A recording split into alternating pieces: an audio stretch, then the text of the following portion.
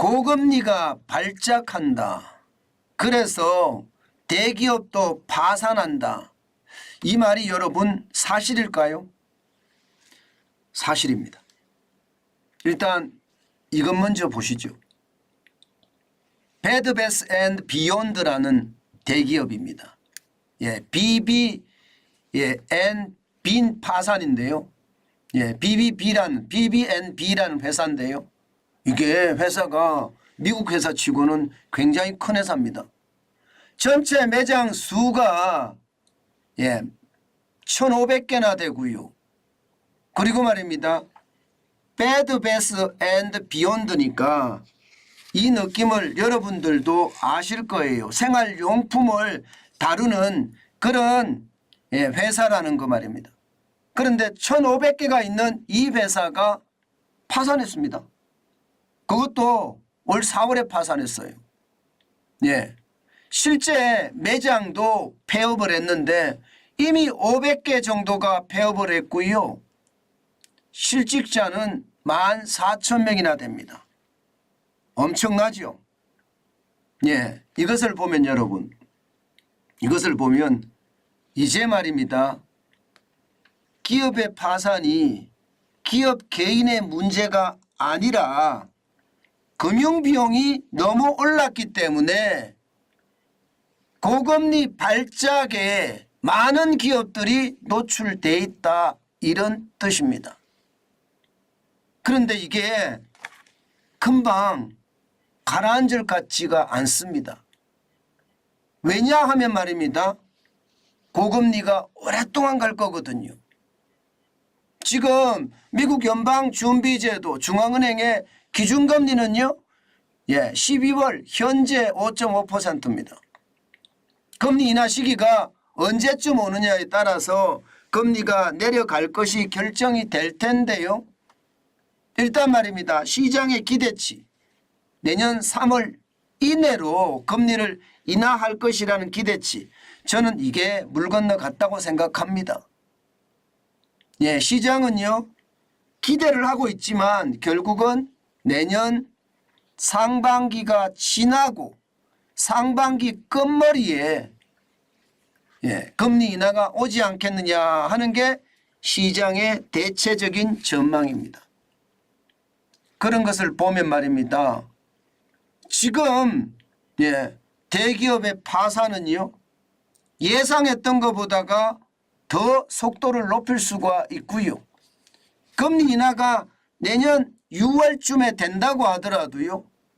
갑작스럽게 B컷이라는 충격적인 금리 인하는 없을 겁니다. 찔끔찔끔 인하할 거예요. 그렇게 되면 이자의 부담은 계속 질 수밖에 없는 게 현실이다. 그렇게 되면 기업들이 이자 폭탄에 더 이상 버티지 못하고 기업 개인의 험결보다는요. 금융비용의 상승으로 기업들이 줄줄이 망할 수 있다는 것, 그게 현실이 된다는 뜻이에요. 결국 말입니다. 여러분, 고금리의 어떤 파동은요. 전 세계 대기업들을 지금 흔들고 있다, 이런 얘기예요. 사실 국내만 하더라도요.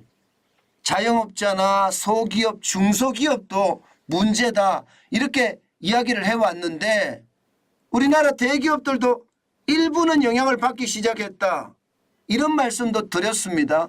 그런데 이제는 세계적인 기업들까지도 이 금리를 감당하지 못한다는 게 현실이 돼간다는 뜻입니다. 오죽했으면 여러분 고금리 파동이라는 말을 쓰고요. 고금리 대란이라는 말을 쓰고요. 고금리 발작이라는 말을 쓰겠습니까?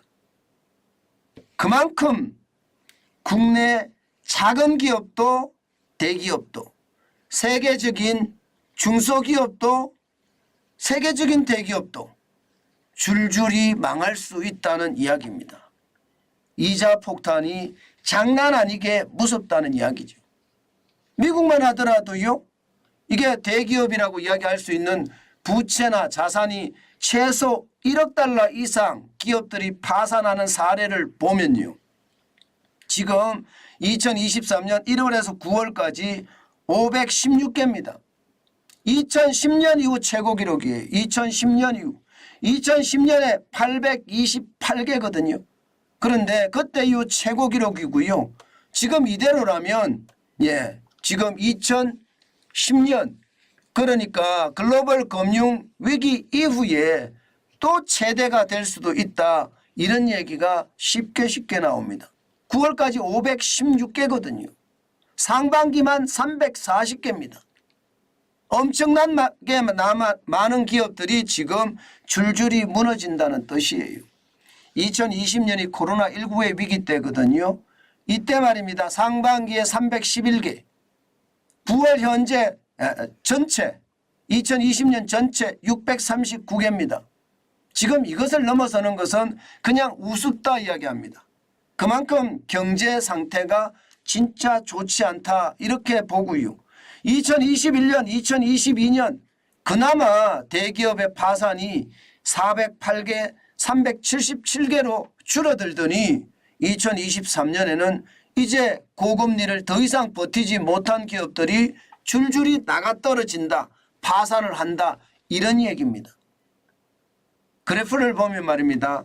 진짜 세상이 고금리 발작으로 붕괴할 수밖에 없구나 이런 생각도 여러분들도 하실 수 있을 겁니다.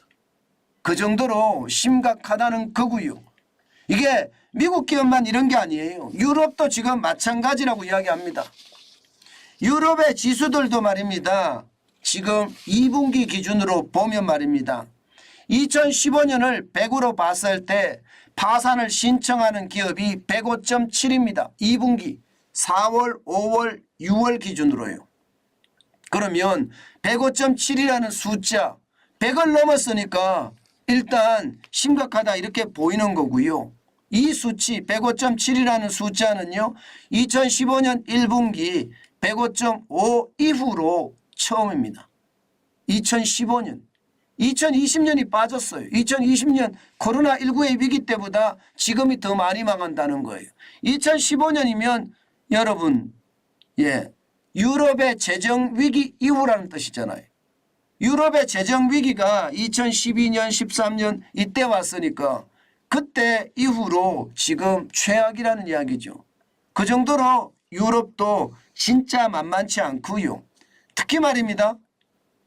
오스트리아의 거대 부동산 기업 시그나 그룹 이거 파산했습니다. 그 정도로 대기업들도 지금 버티지 못한다 이렇게 이야기하고요. 특히 말입니다. 독일에는 100년 된 패션 기업까지도 망한다고 합니다. 그만큼 상황이 지금 버티지 못하는 상황으로 점점 확산되고 있다 이런 얘기예요. 북미 지역도 마찬가지거든요. 미국만 이런 게 아니라 캐나다도 말입니다. 캐나다의 식당 체인이 레스토랑 캐나다라는 그 식당 체인에 대한 지표를 만드는 기업의 이야기를 들어보면 말입니다.